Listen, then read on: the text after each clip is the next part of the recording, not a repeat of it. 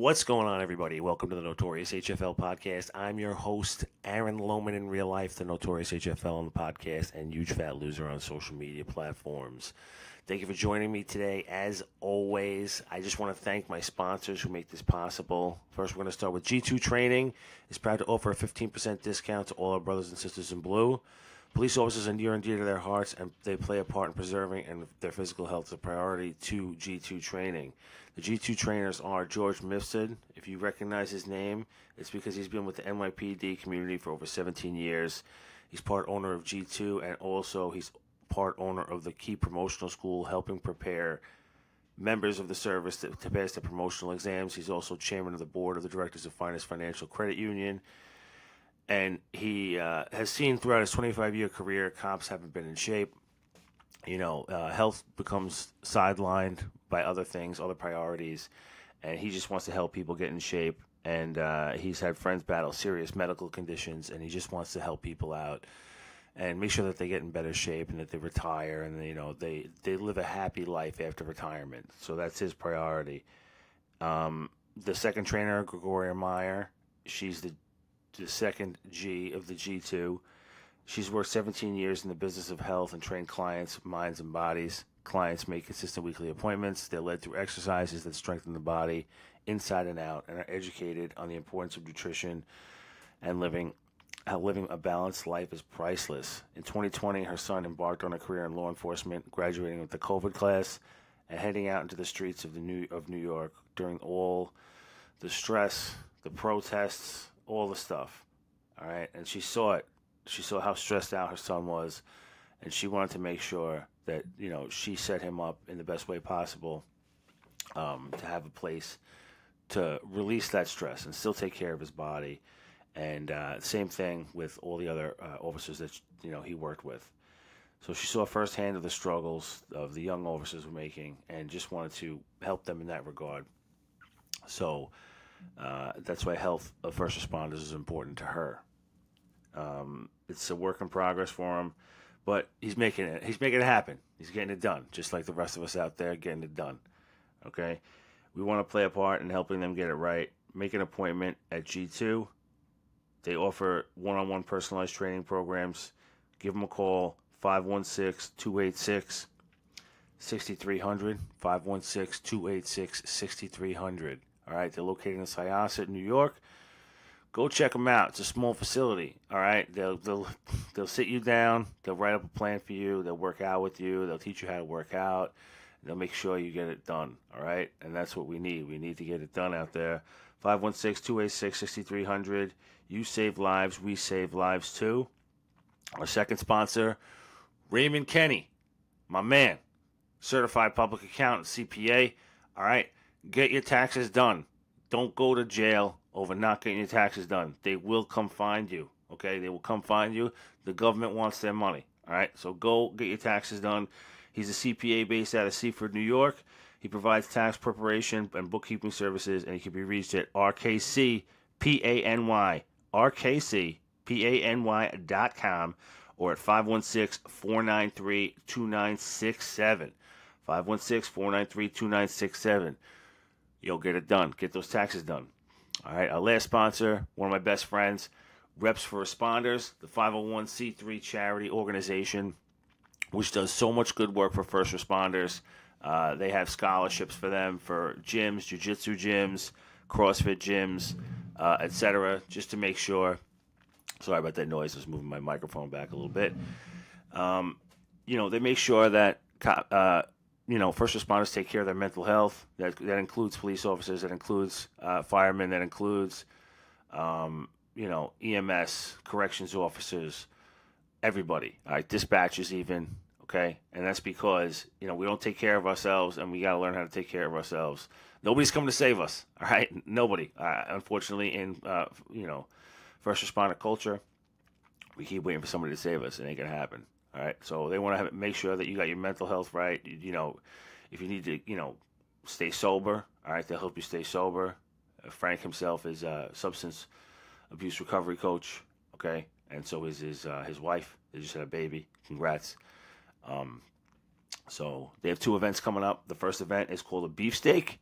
All right, if you heard me talk about this before, I didn't know what this shit was. All right, it's some Jersey thing, and because this event is in Jersey, it's sirloin steak. They serve a piece of steak on like a cracker or a piece of bread, and it's just a way to eat. It's like an all-you-can-eat steak type thing. It's a fundraiser. Everybody gets together, has a good time, and they love it out there in Jersey. So if you're out there in Jersey, or you want to go out there in Jersey and support a good cause, please go out to this beefsteak.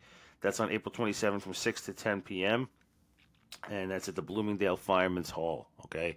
But you can always reach out to Reps for Responders at repsforresponders.org or Reps for Responders on Instagram. And the second event is called the Roll Call, which is run through Reps for Responders and Echelon Front, Jocko Willings Company, and it's a way to learn about leadership things, skills that will help you in your career as a first responder or as a leader in first responding, and just talk about different various topics that can help you in your journey in your career. Okay, and that's on April 26th. It's at the Bergen County Police Academy in Mahwah, New Jersey. To get a ticket for that, you have to You have to contact Reps for Responders, whatever way you contact them, whether it be Instagram, whether it be it's true. Oh, wow. Whether it be their website, excuse me. Give them a call. All right. Man, I just say call again. All right. No, contact them via their Instagram or their website. Get it going. All right. You got to check this out. It's a good thing. Echelon Front is a great company that really does a lot for first responders and law enforcement and military personnel. So make sure you get, if you want to go to this, make sure you get a ticket. You buy a ticket to it. All right. So, welcome back.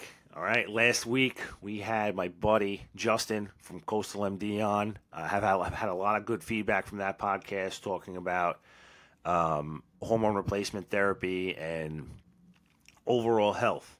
I think people don't realize the importance that your overall health plays, and as we get older, men and women, okay, there are certain things that start to change in our bodies naturally, okay, of course, but it doesn't have to be the way it was 20, 30 years ago. New things have developed, new strategies have developed to make you feel your best, look your best, and be the best person that you could possibly be. So don't be afraid to try new things.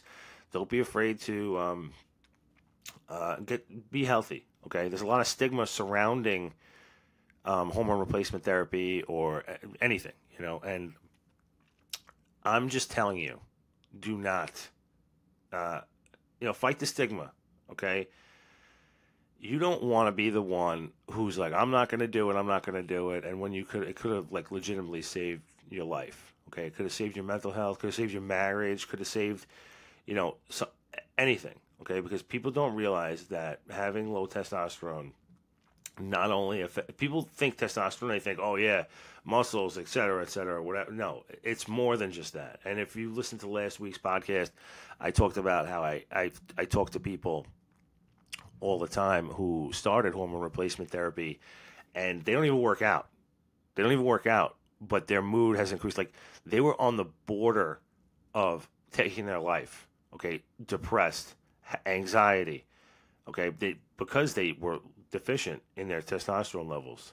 And, between the sleep schedules that first responders get, or people in general, the sleep that we get, sometimes the prescription medications that we take as a kid, for acne or whatever it is, they do a number on your testosterone levels, the processed foods that we eat, the weight that we gain, all these things. The longer that you're overweight, the longer that you're obese, the lower your testosterone level, the higher your estrogen level is going to be. It's just natural. And it's funny that when I first started on my journey, right, of losing weight, and I was so miserable, I was so upset, I used to think about this scene from a cartoon show. I don't even know what the hell the cartoon show was, but the guy was always angry, and then the other guy was like making fun of him, telling him that he was angry because he was fat. And like in my head, I put that together, and I was like, I wonder if that's true. I wonder if I am so angry and upset because I am fat. I wonder if those two things are correlated, right? And I just always correlated it as like, I don't know.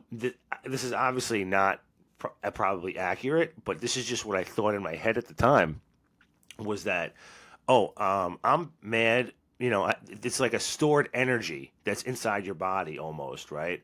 Where you're overweight, so you have all this extra stored energy with nothing to do with it. So that's what's causing you to be angry. Obviously, that's probably incorrect. Okay, I don't think if there's a study on that, I've never read it. This is just something that I assumed at the time back then in fiction to motivate myself. And sometimes you have to make up shit to motivate yourself, even though you know it's not true, right? And listen, that's a great way to get it done. Sometimes you gotta lie to yourself. Sometimes you gotta convince yourself of shit that doesn't exist to make sure that you get your ass to the gym. Make sure you start eating right. Make sure you start doing all these things. It goes back to like that old school thing, like if I don't make it to this tree in 10 seconds, somebody's gonna kill my whole family. It goes back to that, and sometimes that psychological thing works in your favor.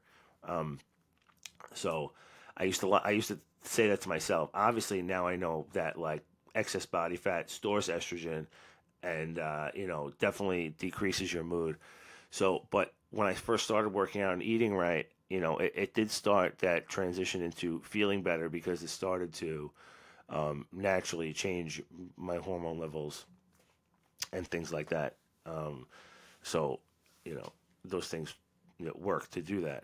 Also, we talked about it very, very briefly on that podcast is about testosterone boosters. The number one question I always get, at work from people is about supplements. First of all, supplements shouldn't be the first thing that you're looking for. The first thing that you should be looking for is to change your entire lifestyle.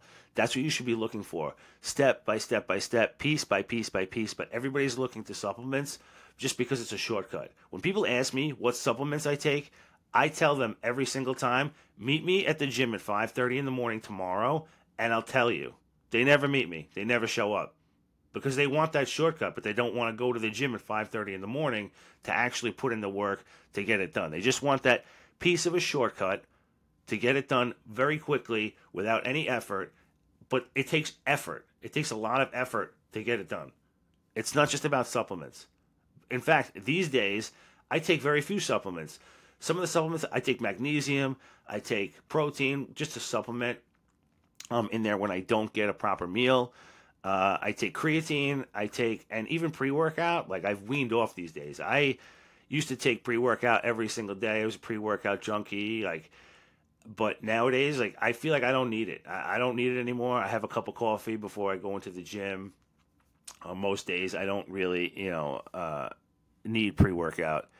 The other things that I use are vitamins, B2.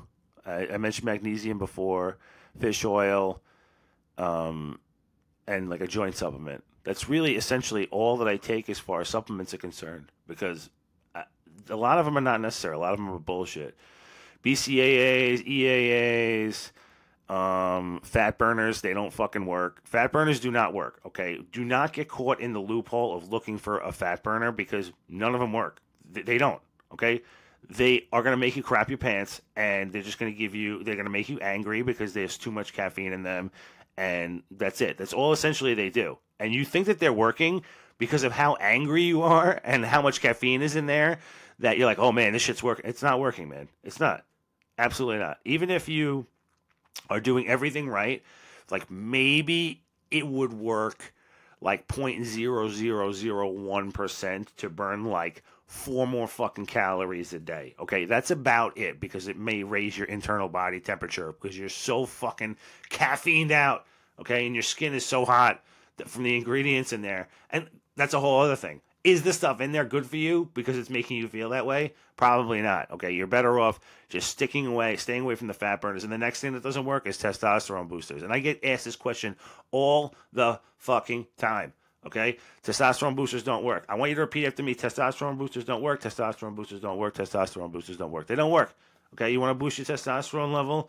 Go outside in the sun, do some squats, lose some body fat, like I mentioned before, because your body fat will store estrogen, okay? Your estrogen levels will skyrocket. Your testosterone levels will go down. So you want to increase that, lose some body fat. Other than that, You got to go to a doctor. You got to see what's wrong with your hormone levels. There's not a lot that you can fix on your own. But supplement companies know this shit. They know that they can keep pushing supplements that probably are fucking destroying your liver on you because of the stigma that surrounds actually going to a doctor and getting checked out. They know that you're afraid to go to a doctor and get checked out, so they can keep pushing this shit on you instead of actually pushing you in the direction of actual integrative medicine and integrative health. Okay? Supplements, they're not the answer to everything. And like I said, it's my number one question. My number one question at work is always about supplements. Supplements ain't going to fix you. You got to fix yourself. Okay? Supplements help fill certain little pieces in there. Okay? And if you ever need direction in supplements, please reach out to me and I will give you the honest truth. I'm not tied to any company. Like I have a hoodie. It says self-sponsored for a reason. Okay? There's many reasons. I do not want to have affiliations with any specific company. I like a lot of companies out there for different reasons. But so if you hit me up, I will definitely help you out with those supplement needs. Where was I going with that? I was in the middle of a supplement rant. But yeah, so that's the number one question I get because everybody wants that shortcut. And not only that, they're afraid because I know there's a lot of employers out there, including my own, who have like very vague supplement policies. And we talked about this last week too.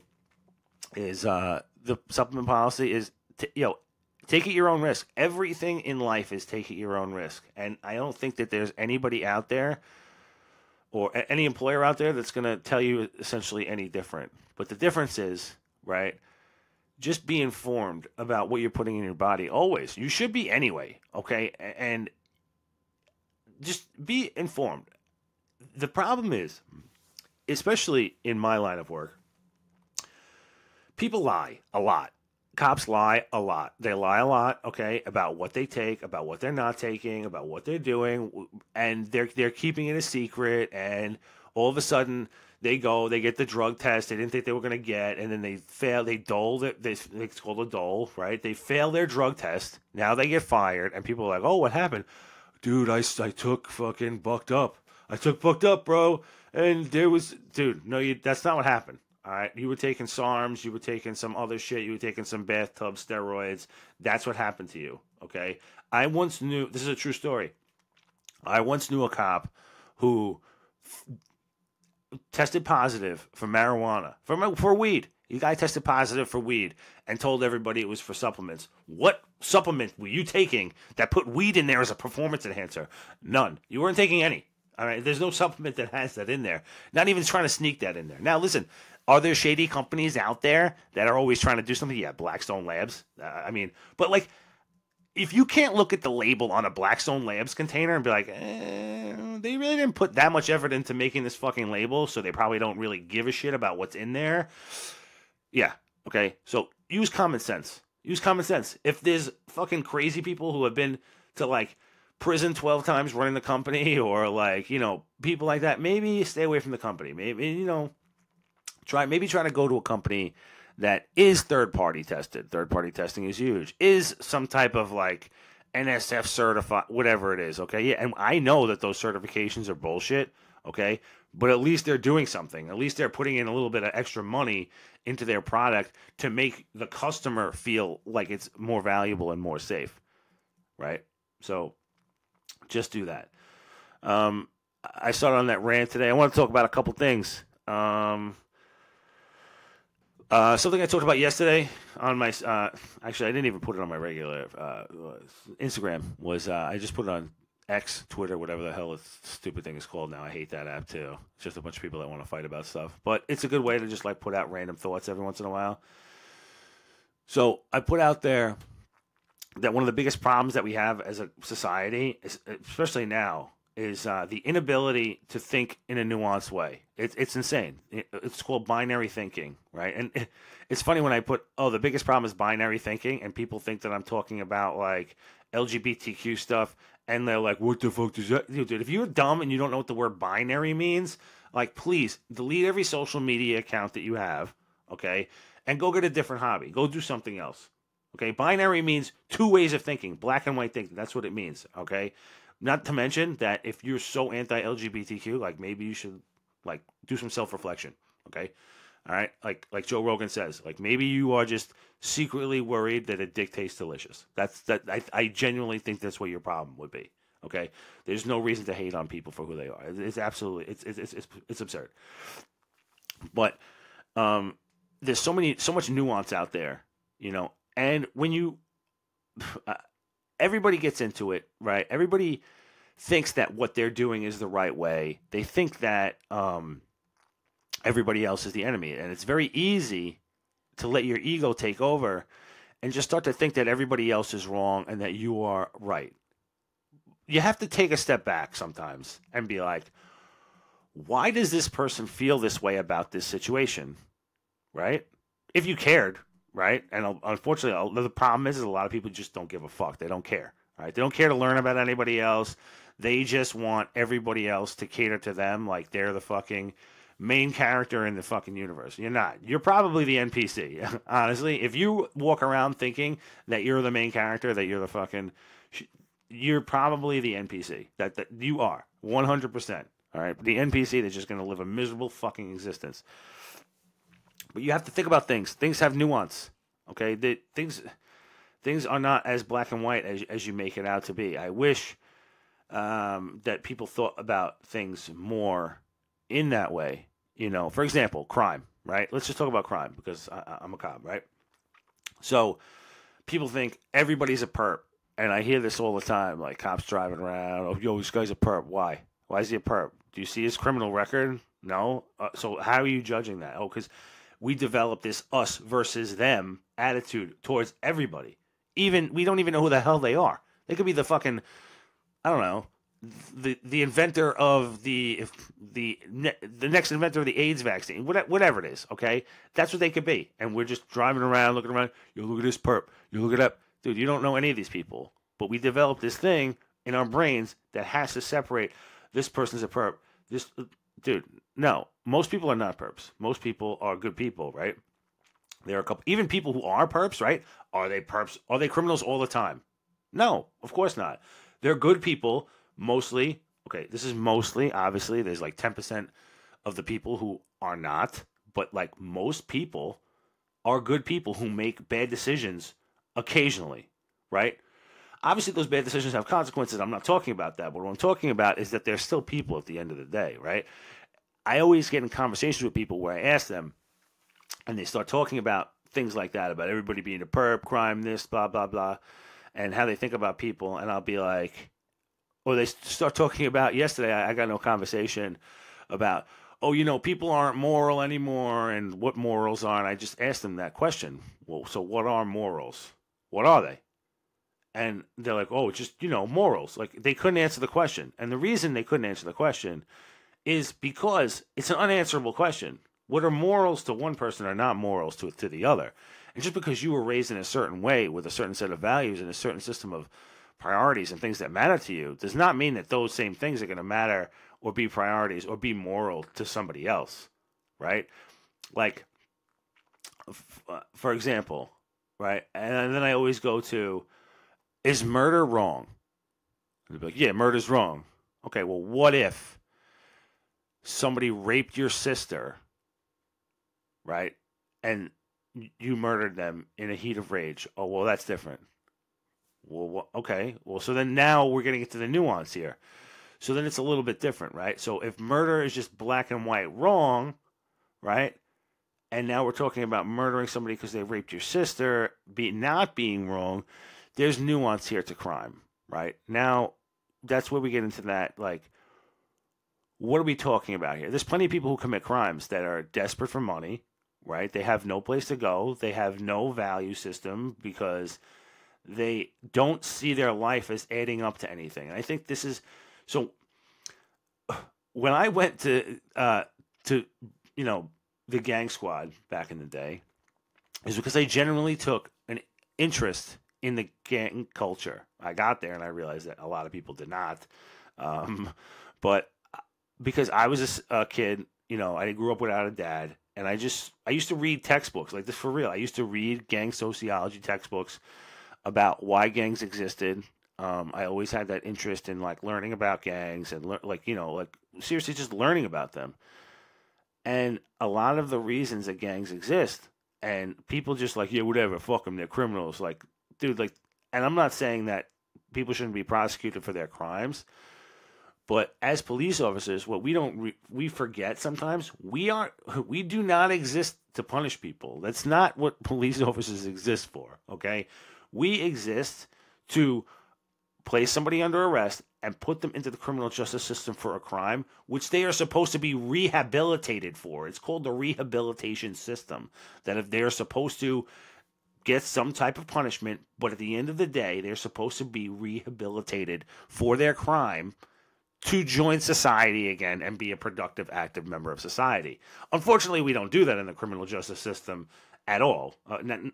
On both sides, we don't arrest or prosecute anybody anymore. And when we do, we don't rehabilitate them. It's a whole giant fucked up system because it would cost actual money to rehabilitate people, which nobody wants to spend. Nobody wants to spend the money to rehabilitate people. Nobody wants to spend the money to help people out with psychological services. But we just want to sit there and complain about the problems that exist, but we don't want to put money into those problems either. So that's why we still have the continuous problems that exist. Because we don't want to put our money where our mouth is. We just want to talk shit. All right? Changing the criminal justice system, changing the mental health system, changing all these systems costs fucking money. It costs money, and nobody wants to spend it, and you all complain about it. Changing anything costs money, but, you can't put your hands in your pockets and give some more, are willing to spend some more money to actually fix things to help people out. But that's neither here nor there. But people join gangs because of how they were raised sociologically, right? They have no hope. They're hopeless. Okay, they don't know what to do. They don't have the same vision that we have. They see their friends dying in their 20s and in their teens, and they think that's all they got. These people a lot of people in their communities aren't examples of going to college, becoming doctors, doing these things. So they do not see that. They don't see that as being something that's a possibility for them. Whereas me, in my community, and a lot of people out there who are in law enforcement, who come from suburban white neighborhoods like I did, do see that as a possibility, right? So our culture is just completely different. There's this much, and I'm not saying people shouldn't be arrested for their crimes. Okay, I'm not saying, oh, we need to let them off because, no, that's not what I'm saying. What I'm saying, though, is if you don't start to analyze in your brain why these situations exist and why people are sometimes the way they are, you're going to take it personally. You're going to develop this us versus them attitude. Meanwhile, this them that you created in your head, you could easily be them. You could easily be them very soon. Okay, it wouldn't take that long for you to become what you call them. It wouldn't take that long for you to become a quote-unquote perp. All it would take was one or two bad traumatic events, or you lose your job, or something happens. It would happen almost instantaneously. You would start and listen, there's some people who work in the police department who are already them, right? Who already commit crimes because they're desperate, they gamble too much, they got a bad divorce, they drink too much, maybe they're taking, whatever it is, okay? They already exist in law enforcement, and you can't pretend that they don't. And if you do, you're naive, okay? Not all of us are good people, and that goes for any profession. Not all of the people in any profession are good people, right? So you have to take it, you have to think about what these people's lives are like, because you could be like that at any minute. It's the same way that we love to stand up for big business for some reason, or rich people, or super wealthy people. We're like, the government should leave these people alone. They already pay their fair share and fucking all this stuff because it's a tribalistic ideal. But when you really think about it, like we're sitting here sticking up for them, screwing over the people. Okay, we are passing legislation and voting on legislation to give them more and more power and give the people less and less power because we're so fucking scared that somebody else is going to get something that we didn't get, and we just have that crabs in a bucket mentality that we are willing to just fuck over ourselves and what benefits that we have so nobody else gets shit. That's what we do, okay? And it's fucking insane just because we're fucking, we're a selfish society. It's sad, really. And because we don't think about things as the perspective of somebody else, and that's why nuance is so important, because you are essentially screwing over everybody because you don't want somebody to get what you got, what you didn't get, rather. And it's crazy. It's just, you have to think about things in a perspective of, like, maybe they think this way for a reason. Maybe they act this way for a reason. Maybe there's something that happened to them in their life that they act this way. We try to, and we have to, for some reason, in our brains, think of reasons to make us right and whoever else it is wrong. And it's just not like that. Like, we could be partially right. They could be partially right. And the truth probably lies somewhere in the middle. And anybody has heard this quote before. There's always three stories. There's his story, her story, and the true story that lies somewhere in the middle. And that's the truth on any topic. So you have to really, otherwise you're going to just be an asshole your entire life and never think about things in that way. You really have to remember that you are not a perfect person. You are flawed. So is everybody else. Okay? And things are probably a lot more in the middle of everything than you are willing to admit. So look for nuance everywhere. It's not just black and white. It's not just binary. There's not just two choices. And I know, with the election, there's just two fucking choices. So everybody has a two left and right mentality. But in reality, in everyday life, in life that actually affects us, not politics, things are way, way more nuanced. And we should show compassion to people, or compassion about things, because most of the time, things come from a good place. It's just trying to figure out what that place is and shifting your mindset on how you view the world, and just being less angry about it. One example where people did not have nuance that I'm gonna talk to is the fucking NYPD Dance Team. And the first time I got sent the video, I was like, I honestly, even me myself was like, what is this, right? And I work with a girl who's on the dance team, right? I was just curious, like, why it was on the news, right? So it was on the news, and almost immediately it starts blowing up on both law enforcement and non-law enforcement social media type shit. And I'm like, very quickly I got pissed. Not pissed, but it's just annoyed at people in general, because I see this, right?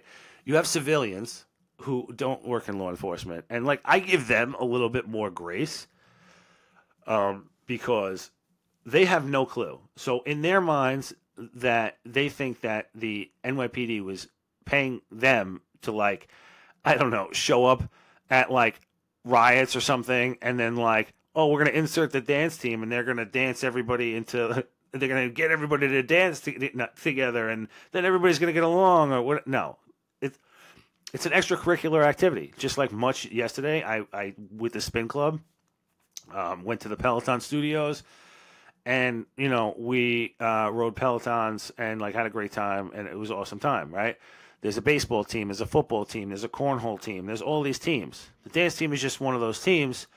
And the media thought it was pretty cool because there's people dancing, and cops have hobbies. We always want to be recognized for being people, but here we are being people, and society can't even fucking handle it for 5 seconds without being like, I can't believe the NYPD is funding this. I even saw friends of mine who run pages about this shit, and it was getting on my nerves. And I'm not the type of person to fight on social media, so I'm just like, all right, whatever, say your thing, have your moment, talk your shit, right? But try to understand something before you start talking shit about it, or even understand the background. Even fucking Joe Rogan goes on there and talks about the NYPD Dance Team with Dr. Phil, about what it is. There's a jiu-jitsu team too, Joe. There's an MMA team too. And it's all the same thing, all right? They all get together, and a powerlifting team, all these teams, okay? It's an extracurricular activity. They don't get paid. It's something that they do for fun, And the news thought it was a cool thing, right? If they would have had the baseball team on there, interviewed, hey, we're the NYPD baseball team, come down and check out our game on Coney Island where we play the FDNY. Nobody would give a shit, right? But people gave a shit because it was women dancing. It's fucked up. It is fucked up. So the second thing, that's the first half of people that cared was people who are not in law enforcement. Like I said, I kind of understand that because I think that tax money is going to pay for that. But they should try to figure it out first. The second is people in our profession who just want to shit on anybody else who is getting credit for something or getting acknowledgement that they're not getting. And you can call it what it is, but that's legitimately the truth. Somebody else in the same job as you that you passed the civil service exam. Wow, congratulations. You think that you're special because you carry a gun and shield. You're fucking not. Let's just start it out right there. You're not. You're not that cool. You're not that special. Okay? You do your job every day. Probably one that you don't like. This is the psychology of the person who would talk shit about that. You're doing a job that you probably do every day that you hold in your brain as being special or having some moral high ground. I did the right thing. I became a cop. I do this, blah, blah, blah, right? Now, you want to be acknowledged for your hard work, as you should be probably. Everybody should be acknowledged for their hard work if they're actually working hard and not just thinking they're working hard, which is what most of our profession does. So you see people being acknowledged for being on the dance team. So now something triggers in your brain. This is fucking ridiculous. Who cares? Like legitimately, they're being recognized for something that they do off duty collectively together, and you're probably really mad about it because you want to be acknowledged for something, and you're not being acknowledged. So you just have to shit on anybody else who's being acknowledged. And I see this. This could be the dance team. This could be anything. This could be any cop that's acknowledged, right? I remember this Facebook post once. It was, I think it was in the Post or on the Daily News. It went up there, and it was a cop, like adopted a dog or some shit, right? Oh, cop takes, stray dog home that he found, and it's a feel-good story, I took my dog home, right? Like, that's where my dog came from, too, But the comments are other cops being like, yeah, so what? I did the same thing. I didn't get a newspaper article. So fucking what? This guy did, okay? And it makes the rest of us look good. It makes you should care about that type of stuff, okay? Like it's bizarre, You're just mad that you're not being acknowledged in that moment. Well, do something to be acknowledged. Like passing a civil service exam and putting on a shield on your chest every day doesn't. I'm sorry, it doesn't make you special. It doesn't. Okay, you get paid for that. That's the job that you chose. Okay, do something above and beyond. Do something cool. Do something different. Right. That's why the dance team got acknowledged, because they're doing something different out there. But once again, people don't think nuance. People think black and white thinking. They automatically go to rage because that's how they've been programmed. Even Peloton yesterday. I went to the Peloton studios with the NYPD Spin Club. By the way, absolutely awesome experience. I don't even own a Peloton, right? I just support my friends in whatever they do. I have friends. They started this spin club. I joined the spin club, and I pay a fucking Peloton membership, okay, so I could be part of the spin club and participate in some of their events. And I participated in this event, and it was amazing. It was awesome. I had a great time. Kicked my ass for sure. They shouldn't have the leaderboard up there because I just kept trying to pass absolutely everybody, and I was smoked by the end of it. So, I go there. I put up social media posts or whatever, and now I'm getting DMs from people talking to me about fucking Dana White and Theo Von and Peloton. Like, dude, get a fucking life. Get a life. I'm sorry. If you constantly just think about the political connections or whatever it is behind the things that you purchase, behind the things that you eat, behind the clothes that you wear, dude, you are going to be naked, homeless, angry, and unentertained. Not everybody is going to support your way of life politically, so just get the fuck over it and do things that you actually like. And if you are constantly thinking about that, you're a loser. You're a fucking loser. All right? I'm sorry. You go live your own life. And in the same way, right? I had a conversation with somebody yesterday being like, oh, well, fuck Peloton because, what they did to Theo Von. I'm like, listen, You can agree with it or disagree with it. That's fine. Okay? But just know that any company out there has the right to do whatever they want with their money. Anyone. Same way Dana White did with taking his money and returning the Pelotons and getting whatever other company or whatever other bike that he got. He has the same right. So you cannot celebrate what Dana White did and also tear down what Peloton did because you didn't agree with it. They really both did the same exact thing, right? That's where nuance comes in. You have to understand that nuance, that it's essentially the same deed, whether you agree with it or not. I talked about this 2 weeks ago, is people love to celebrate when a celebrity agrees with whatever political ideology they have. They'll be like, yeah, look, Snoop Dogg supports Trump. Yeah, Snoop Dogg, we love you, blah, blah, blah. But then some other celebrity comes out and they're like, fuck you, celebrities should shut up. You should shut up because you don't think like me. No. All right, you got to accept both things, both ways. Once again, nuance, non-binary thinking. You got to think, like, people, if you're thinking something about, if you're giving somebody grace because they think like you have to give the people who don't think like you the same grace. You have to. Okay? Otherwise, you're a fucking giant hypocrite. And the last thing I'm going to talk about when it comes to binary thinking is last night on SNL, right? For those of you who didn't watch it, Shand Gillis was on. Shand Gillis is hilarious, okay? I love him, all right? But you go on Twitter, it's like people are fighting World War II out there about Twitter and fucking, Shand Gillis is the most hilarious. He's more funny than Bowen Yang. Bowen Yang sucks. Like, dude, like, Bowen Yang is also funny. Okay, let's just go there. They're both allowed to be funny. It's not a competition. It's not a war. You don't have to pick a side. Okay, they can both coexist and both be funny, right? SNL could have made the decision that they made years ago, and now Shand Gillis is back. They didn't even have to bring him back to. They didn't have to do that shit, right? They could have ignored it. It's like the way they let 2.5 Men go on for fucking 10 more years when they shouldn't have with fucking Ashton Kutcher, right? When they could have easily just like stopped the show, but they refused to lose, okay, and just kept tanking the ratings when the show was fucking awful after Charlie Sheen left. They could have done that, but they didn't. They're like, hey, you know what? We're gonna have Shane on. They could have had anybody. They could have legitimately had anybody on, but good.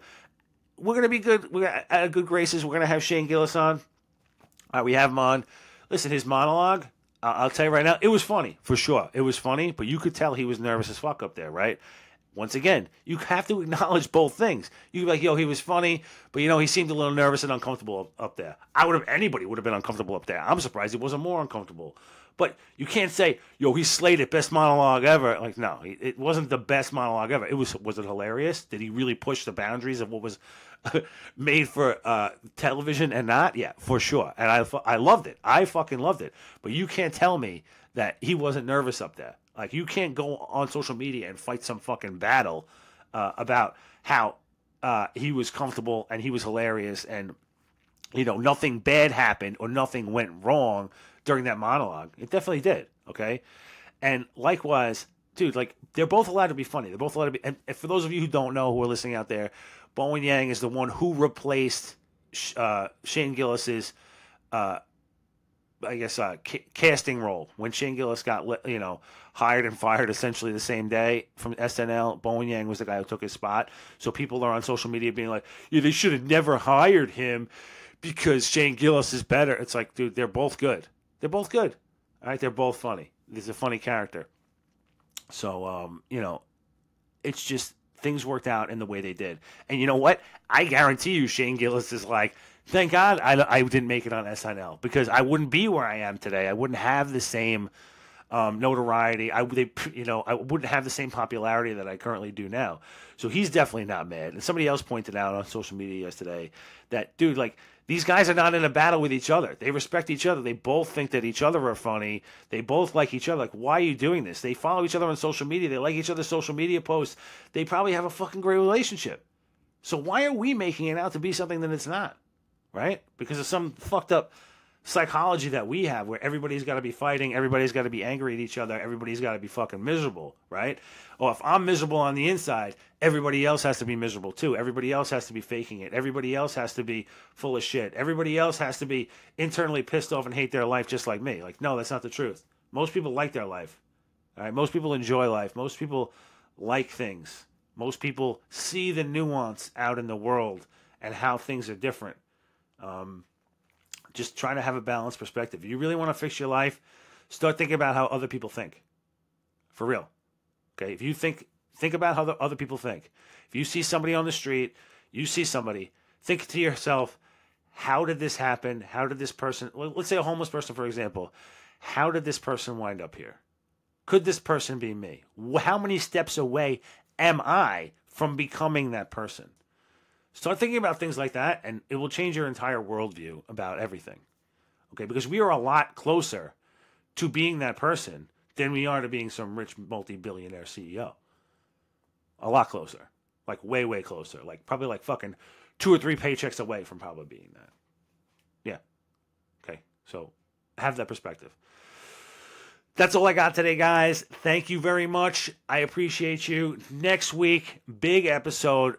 I got Frank himself from Reps for Responders coming down on March 2nd to say what's up, talk about fatherhood. He just became a father, and talk about a bunch of other stuff, talk about his charity, talk about life in the mental health world in law enforcement. And it's going to be a great episode. I promise you definitely do not want to miss out or miss out on that one. As always, I appreciate you guys. Check out Reps for Responders. Check out Kenny... what do you call it? Raymond Kenny Accounting. Sorry, I had a brain fart there. And G2 Training. Hit up George. George is a good dude. All right. Thank you to our sponsors. Thank you for joining me, guys. I love every single one of you. I appreciate you. Have a balanced perspective. There's a lot more nuance in the world. All right. Love you.